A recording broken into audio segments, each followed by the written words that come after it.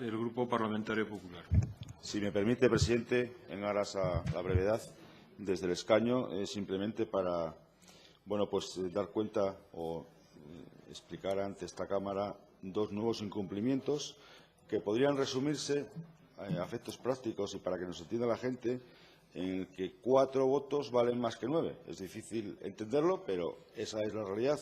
O 4 votos de un partido, el Partido Socialista, valen más que 9 votos del resto de los grupos que componemos esta Cámara y que aprobamos determinadas resoluciones. No importa, al fin y al cabo, la evolución es semejante a la de la pasada legislatura, donde 5 también superaban la calidad de ese voto para no cumplirlas al resto de los integrantes de las comisiones y de los partidos políticos, que eran 10. Por tanto, una evolución a peor. Ahora 4 ya valen más que 9.